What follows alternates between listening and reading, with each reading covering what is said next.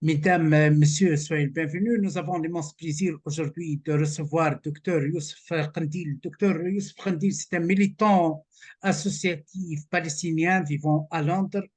Nous souhaitons évoquer avec lui sur la situation à la ville sainte Jérusalem, sur l'expulsion des familles palestiniennes et les efforts d'Israël de judaïsation de la ville sainte. Hello, Yousif Qandeel. You are a Palestinian activist living in London. We invite you today to find out about the current situation in the holy city of Jerusalem and the exploding Palestinian family. Is it the second Nakba for the Palestinians? I think the Palestinian question is not a Western film to start wherever you want. You have to go to the roots of the question. And the roots of the Palestinian question starts from the foundation of the Zionist movement in the late 19th century, and followed by the Balfour Declaration, which the British government promised the Jews a homeland in Palestine. Then after the collapse of the Ottoman Empire, which Palestine was part of it, the two colonial powers in the area, France and Britain, somehow managed to divide the Levant, Bilad al-Sham, between them. So Britain had the mandate on Palestine and Jordan and Iraq. Syria and Lebanon were under the mandate of the French. In 1917, the Balfour Declaration. In the 20s, 1922, 23, the League of Nations gave the mandate of Britain to Palestine to Britain. And of course, Britain was coming to not to teach us how to rule ourselves as the mandate means, basically to achieve the promise of the Balfour Declaration. So from that day, they encouraged the Jewish migration to Palestine, and they not just encouraged it, they armed the Jewish gangs groups in Palestine. And we all know or probably remember the Palestinian revolt in 1936. And that Palestinians, they refused the British mandate, but Zionist groups started getting strength and strength. And Haifa as a city in 1936 and 38 and 39 had a number of massacres. And these massacres have one aim, is to terrorize people and make them feel that they should flee the place. The whole thing continues that way till the late 40s, when the British government was trying to leave, and basically the British,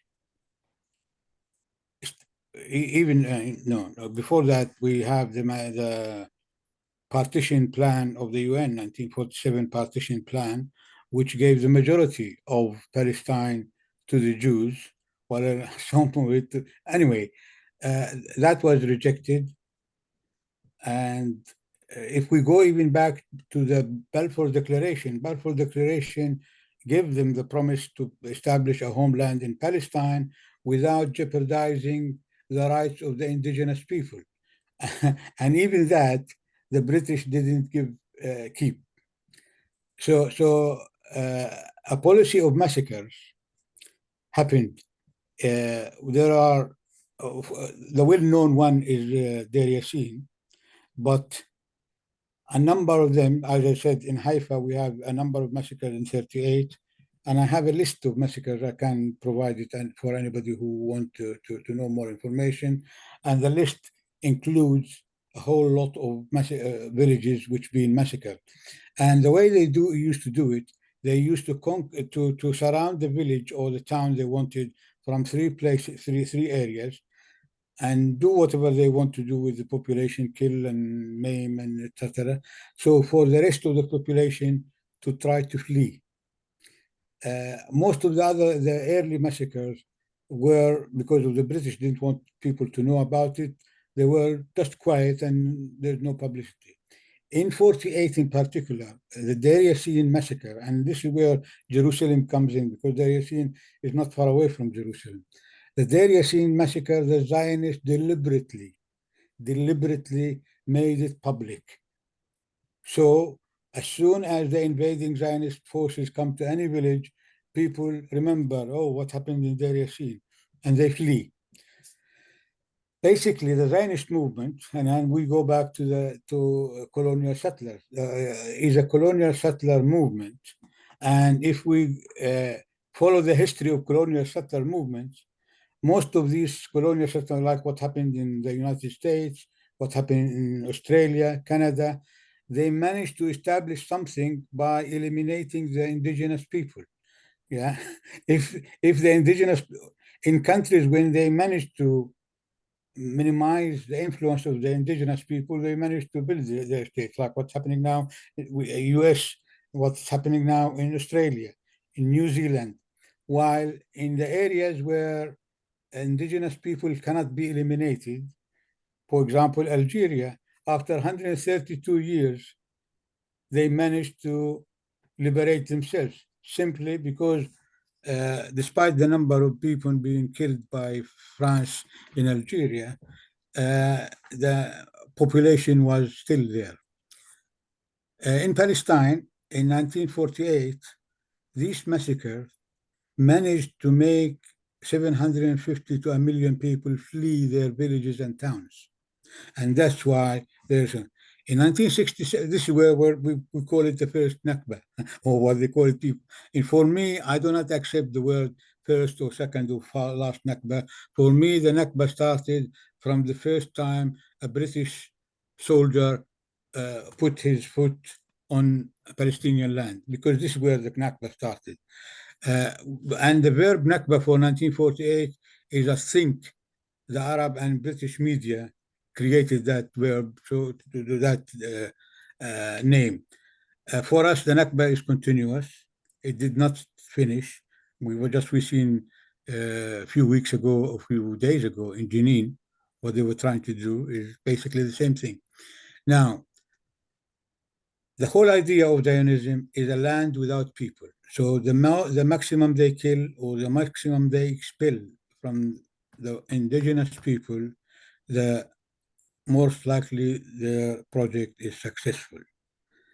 I think, and I'm not going to be optimistic now, the Zionist project is in its way to fail, because if we calculate the number of population now in between the River Jordan and the Mediterranean, forget about people like me in the diaspora Palestinian, Jews and Arabs are almost 50-50.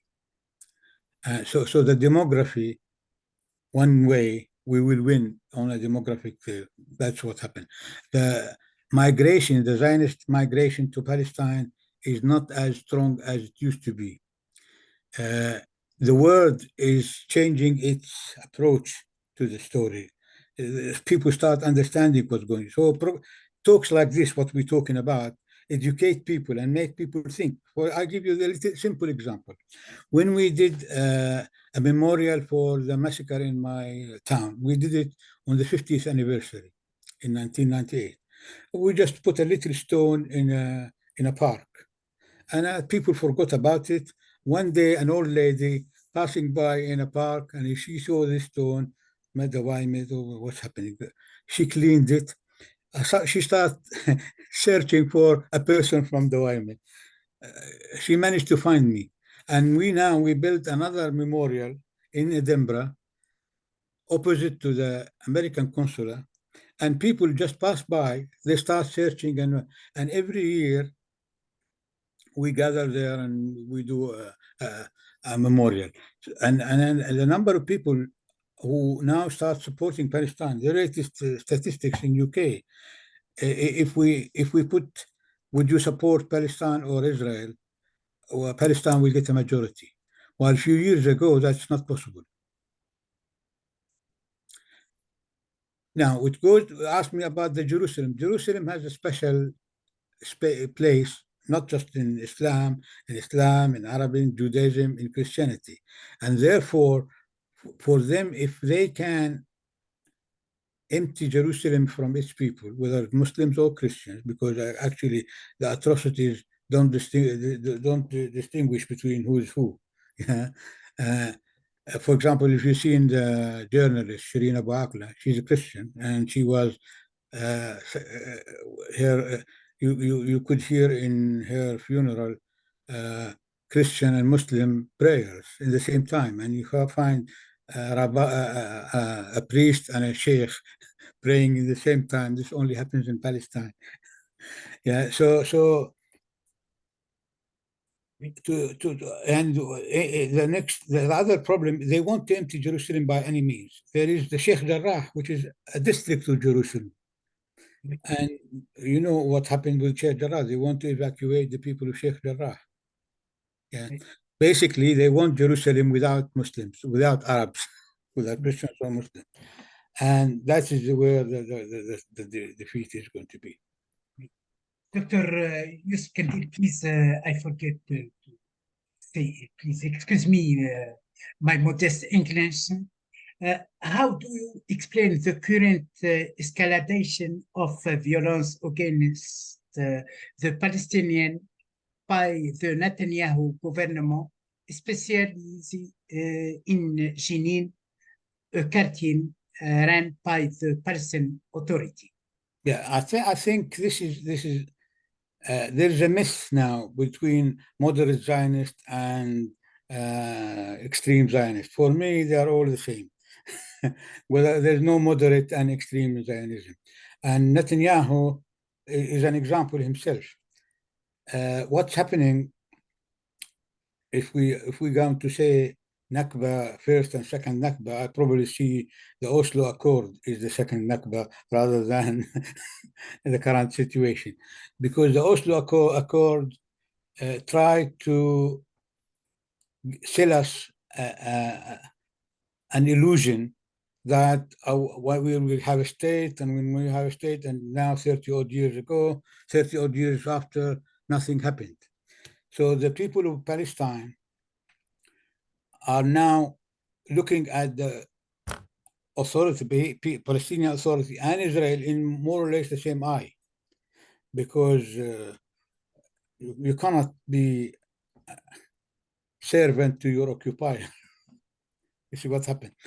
And therefore, the young, all these, you see, the young generation who are militant now were born under the Oslo, most of them less than 30 years of age.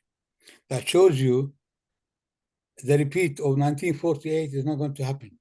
And and social media has played a good role as well, because it's easy now to communicate, not like before. So what's happening in Jenin is a small camp, is a town, and there is the refugee camp. And this is, we come back to the refugee camp, because the people of the camp were expelled from villages in 1948.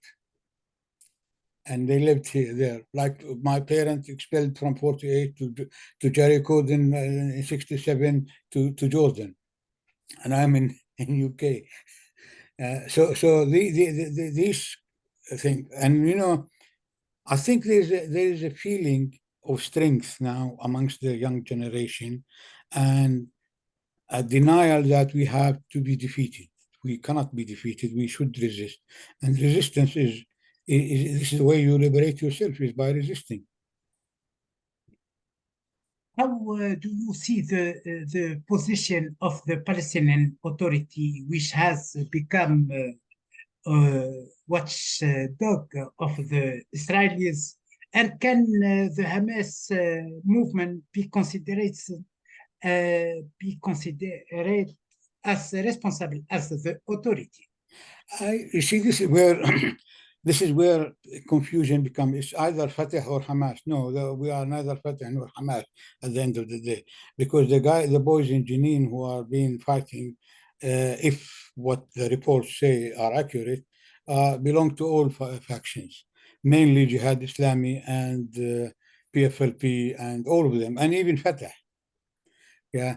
So Hamas and Fatah are fighting on the crumbs of Oslo, basically. They are not, yeah.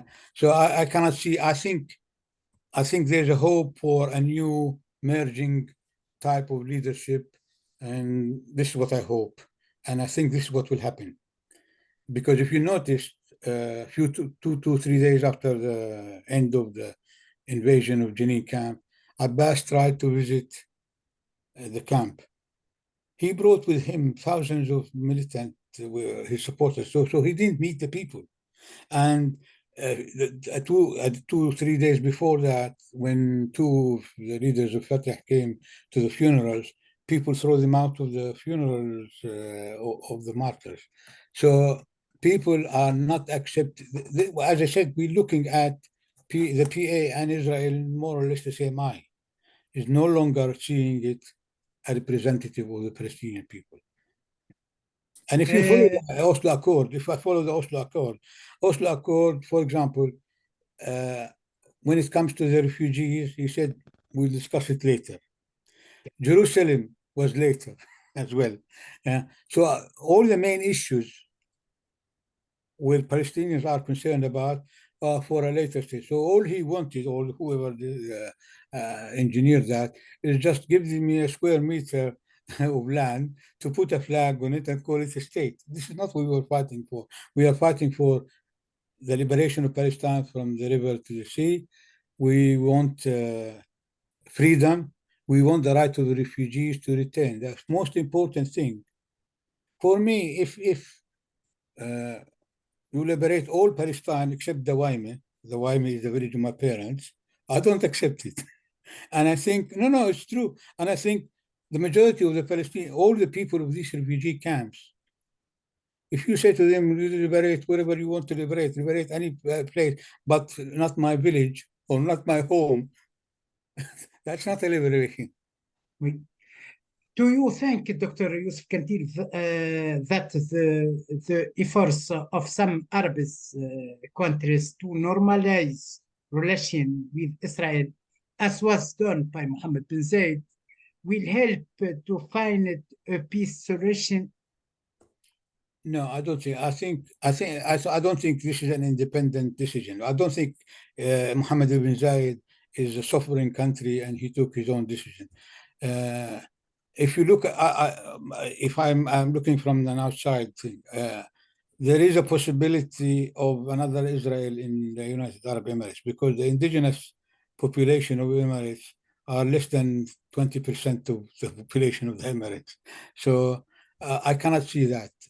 But some Arab rulers think obeying the American dream is the way to go ahead, and they are forced to do it. I don't think it is a sovereign decision, so I don't see it lasting. And if you look, Jordan and Egypt have peace treaties with Israel, and if you look at the population of Jordan and Egypt, they don't have any treaty with anybody. They don't accept these treaties. Yeah, 40 odd years now since these treaties, normalization between Israel and Egypt didn't happen. Okay, maybe the two governments so, but the population, no, you don't see it. What we see in the Mondial, the Palestinian flags are raising all over the place. And the Qatar is not far away from normalization. Or probably one of the first people who normalized, if we call normalization. So I don't see this normalization is a threat. Do you believe in international justice for the Palestinian people? Can you say it again? Do you believe in international justice for the Palestinian people? I think international justice is important because there's no peace without justice. If we don't have justice for the Palestinians, that area will never have peace. That's a fact of life. Yeah. But at the same time, I can see my life in Britain. in the 80s, when we used to get out for a demonstration, whether on the Nakba Day or on any demonstration pro-Palestine, if we could get 5,000-6,000 people, we used to say, oh my God, we are victorious today. If you see in the Nakba last year, this May, we have in London more than 100,000 people demonstrating in support of Palestine. That is a move. The previous year, because there was a conflict in Gaza at the time, we had in London more than 200,000 people demonstrating on Palestine. YouGov survey company did a survey, and it shows that more than 52% of the population, if they were asked Palestine or Israel, will support Palestine. And about 30% will say neutral, neither here nor there. And the support for Israel is no more than 10-15%. While 10 years ago, if you ask the same question to the same population, which I think you go ask the same question, it was the reverse. Yeah. So things sometimes your strength comes from the stupidity of your enemy. And I think Netanyahu, because you asked me about Netanyahu's stupidity, it could be in our benefit. In closing, I would like to thank you, Dr. Yousif Qandeel, for accepting our invitation and look forward to our next meeting. Thank you very much. And I would love to say something, because in October for me is important. Why? Because the Nakba, the massacre in my village, and there's about 6 other villages in the same time. And why it's important? Because in October, it is 5 months after the so-called establishment of Israel. And because of the armistice at the time, the Arab regimes and all, they tried to keep these massacres out of the news. And even a silly thing, I say it in Arabic now, you know, when the massacre of Dawaimi happened, the Arab League wrote a letter to the UN and saying, الدوائم قضاء الجليل, while it is Al-Khalil. You know, between Al-Khalil and Al-Jalil, you see the difference. So the Zionists, when the letter came, and he said to them, look, this is the map. There's no village called Dawaime in Al-Jalil. This is an Arab fantasy. And I think that's what it is. Thank you. Thank you very much.